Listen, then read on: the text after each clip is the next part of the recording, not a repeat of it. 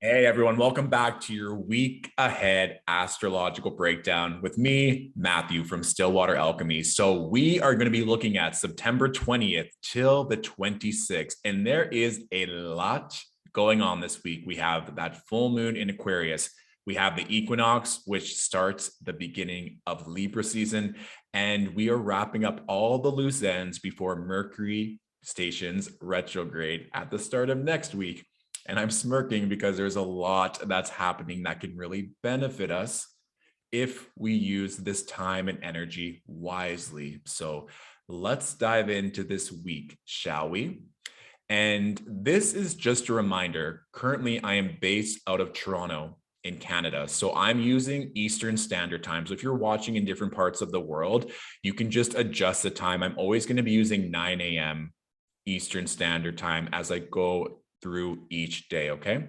So just a friendly reminder there. So like I said, as we start off Monday, we have that beautiful full moon in Pisces. Something to really watch here is going to be your dreams, whether that's as you sleep, but also when you daydream. I get a lot of clients who say they don't dream or they can't remember their dreams.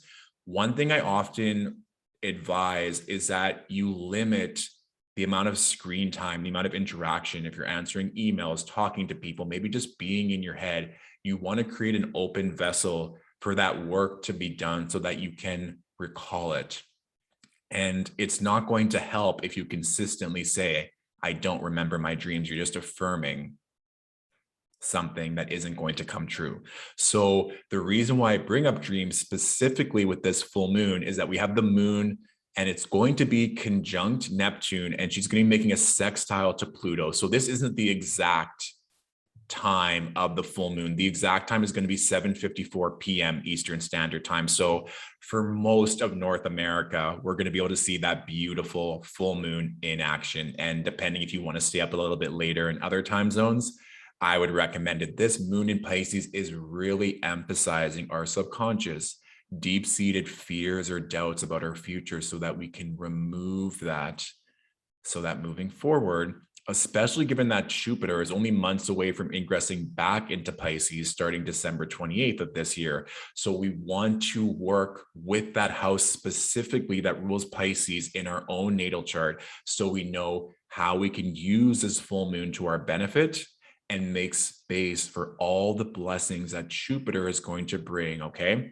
If you would like a resource to further invest in this full moon energy, click the link in the description of this video. Our full moon in Pisces workshop is available if you so choose, okay? But that's going to be such a prominent energy of Monday. And also too, anytime the moon is in Pisces, it gives off a more self-care note, just because it's always interacting with Neptune. So if you feel tired, exhausted, drained, please, please, please prioritize that. You don't need to answer to anyone. It doesn't matter how much sleep you got.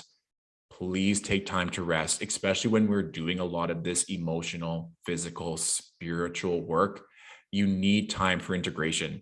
And if you're going and going and going, trust me, your body will visibly tell you that it needs the rest. And if we don't listen, some other things may take us down a peg so that we're forced to rest. My mother always said that when you are sick, it's your body's way of telling you that you need the rest.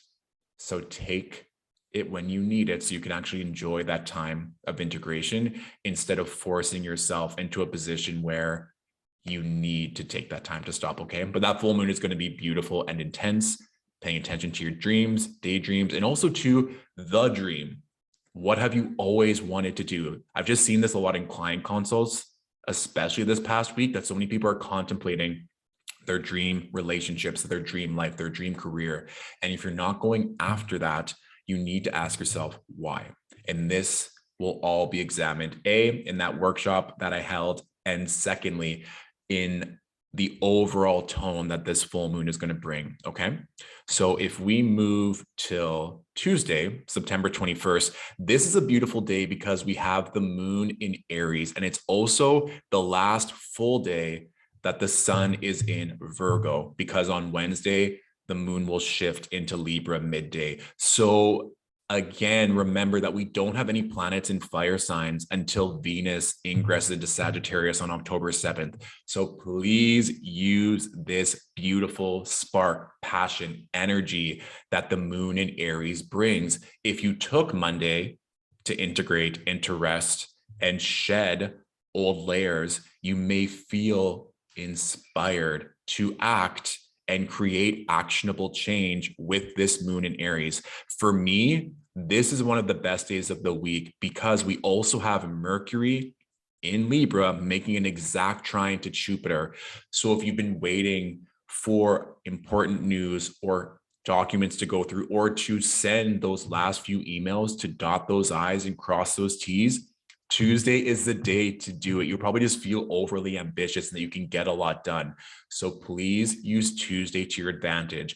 And if you still haven't taken time to rest or to use the energy of that full moon from Monday, I would very much recommend you do so today, because with that Mercury Jupiter trine and with them both being in air signs, you're going to be open to intuitive downloads, things like breathwork, meditation. Those will allow you to be calm, to receive the next steps that you need to take to make those big, beautiful dreams come true. So in my opinion, Tuesday, the best day of the week, because as we get further and further along, there's going to be some other tricky transits to navigate. And then Mercury is getting closer and closer and closer to that station to go retrograde. So any final communication, you need to talk to your team, partners, friends, to have that conversation, to get things out in the open, or even just elevate the words that you speak, whether it's launching content or just informing people of beautiful news. Tuesday would be the day to do so. When we move to Wednesday, this is going to be the equinox. So we're going to be moving into autumn in the northern hemisphere. And for our friends in the southern hemisphere, it's going to be spring. But the big thing with the equinox, whether it's spring or autumn, is equal parts day and night, light and dark. So we're shifting now, and these energies are desperately calling us to be in balance. Of course, we're now in Libra season. So the sun will be moving into Libra at exactly 3:22 p.m. Eastern Standard Time. So of course, we now have a huge shift in energy with us going into a whole different zodiac season. So that's what I was saying on Tuesday with that Virgo energy. It can be very structured, hardworking, wants to put in the time. When the sun moves into Libra, it's more social.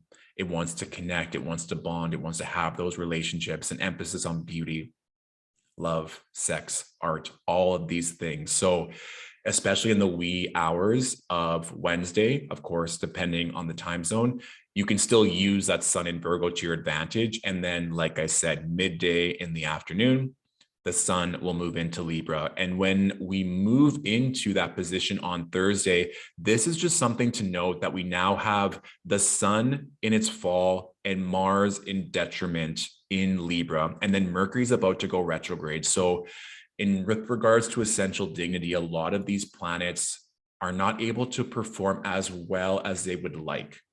And Mars is combust the sun. So I would really advise you to not hold in frustration or anger.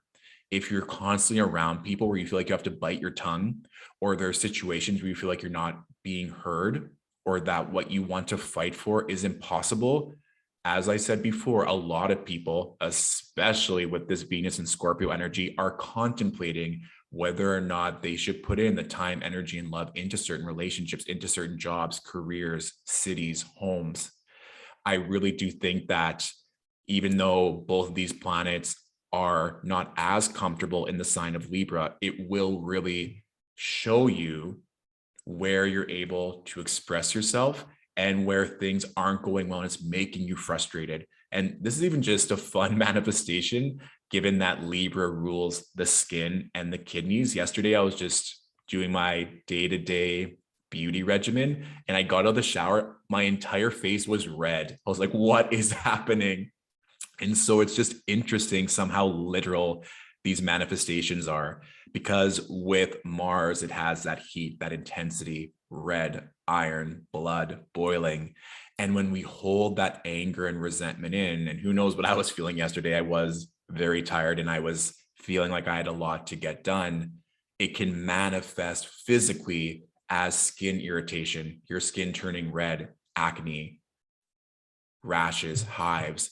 So I just want you to note that if you are or possess even a lot of Libra energy in your chart, now is not the time to just make everyone else happy or to be the moderator to mediate situations if you're not happy.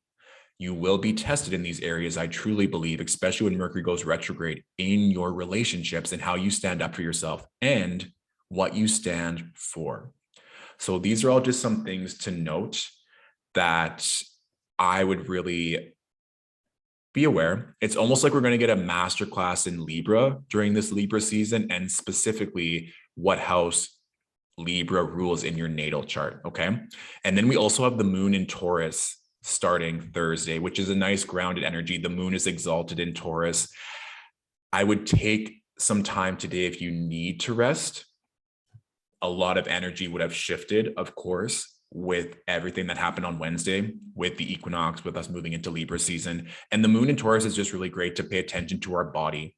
If you need to stock your fridge, if you need to go for a workout, take that walk, stretch your body, prioritize your health and well-being, please make that a priority on Thursday. And just generally, whenever the moon is in Taurus, it's a nice note to have. Friday, like I said, Tuesday, in my opinion, is the best day, astrologically speaking. Friday is going to be the trickiest. This is because we have the moon conjunct Uranus retrograde. We have the moon opposing Venus, and we have the moon making a square to Saturn. So the moon in Taurus wants to live its best life.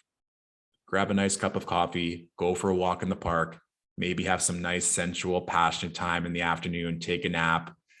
But when she's literally having all of this intense frictional energy with everything around her, and like we said, with now Mars combust the sun, if there were to be a day for an altercation or for things to bubble over or for you to not feel safe and secure and you to lash out externally, it would be Friday.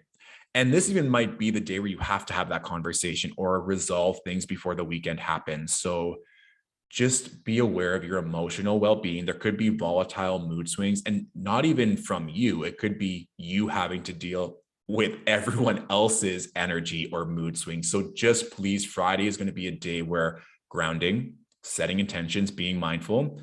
If you don't have to work Friday, I would personally take that time off to have some personal R&R time. Also, too, if you feel just in terms, you might feel self-conscious about relationships, might be insecure about your beauty.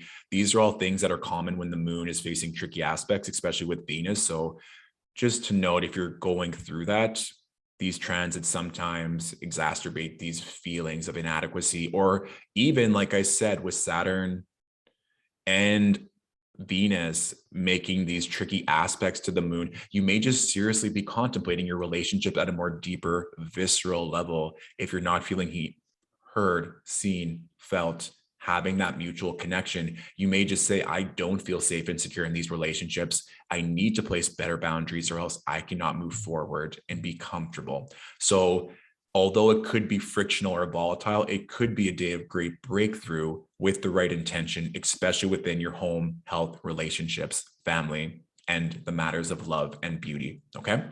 When we move into Saturday, things get a little bit easier, but I still really would emphasize you taking time to slow down, to have a breather. I think that you could potentially have a lot of offers of people wanting to hang out with you, or even just multiple offers of what could preoccupy your time. At this point, we now have the moon making a square to Jupiter. And so Jupiter likes to emphasize, exaggerate, bless us with more, more, more. And so this is just a caution also to not engage in gluttonous activities, whether it's neglecting certain obligations or just drowning yourself in substances or food or any other vices to numb yourself. This is a good way that if you need to take the rest, the self-care, to invest the money to do so, and it's going to significantly benefit your emotional well-being. And a lot of times we don't spend any money on ourselves. We just think that self-care is a luxury that might be nice someday. If you need to move energy through your body, through your mind, through your nervous system, please do so. Especially if the week was a bit rough or intense for you, this is the time to prioritize getting maybe a massage, getting some Reiki, having someone hold space for you emotionally, really realigning yourself, mind, body, and soul. Because when we move, oh yeah, the one last thing I wanted to note as well is we have a really nice sextile between the moon and Neptune. So like I said, with regards to self-care, if you wanted to just maybe binge or watch your favorite TV show, a movie, sing, make some really good comforting food. It's not a time to just let yourself go. In with regards to numbing yourself, this would be intentional self-care that's really going to benefit you and set you up for next week. Because when we move to Sunday, this is the ultimate like last chance, get everything in order. And we have everything in place to help us do that. So we have a grand air trine with the moon in Gemini, making trines to the sun and Mars and Libra, and then all to Saturn. So this, you may feel like you want to reflect over all of September, get accounting done, get out all those documents in order, and or plan ahead for the week, set some goals for October where you want to be. Because like I said, the next day, Mercury is going to be retrograde. So we really want to take Sunday to recalibrate, to truly balance everything, to take advantage of all that Libra energy. And especially with air grand trines or just beautiful air energy in general, there may be strong levels of commitment to yourself, to your mental and spiritual well-being, new practices laid, or just a stronger sense of communication and clarity in your relationship. So moving forward into this retrograde is nothing to fear, because we used this past week in a very practical, benefic way. So we know exactly what we want to focus on moving forward into Mercury's retrograde and into October. So lots to look forward to. Please, please, please. I think, and this is true of every Monday, given that the moon rules over Mondays. So we can always have varying opinions of Mondays. Sometimes we feel very inspired. Sometimes we wish it could just be a long weekend. But with this specific week, having a full moon on Monday, I really think it's going to set the scene for the entire week ahead. So if you can take the time to be diligent, using the energy of Tuesday with that Aries moon and the last full day of Virgo season, when things come up throughout the week, you're going to be grounded. You're going to be solid to navigate this with ease. Remember, Friday is a bit trickier with the moon's energy being hit by many frictional aspects. But by the time we get to the weekend, Saturday, a great day for self-care, and Sunday is a time to wrap up any and all loose ends to either reflect back on September and or prepare you for October and the rest of Libra season and Mercury's retrograde. And we'll talk more about Mercury's retrograde next week. But for now, please have a beautiful week. Comment below on what transit or what day you're specifically looking forward to, or any specific rituals or energies that you use for the full moon. And please feel free to share this video with people that could really benefit from it. You can like, subscribe for more regular content from us, and share some love in the comments. I love reading them and I will respond to them always. Okay. Thank you so much for watching, and I'll talk to you soon. Bye.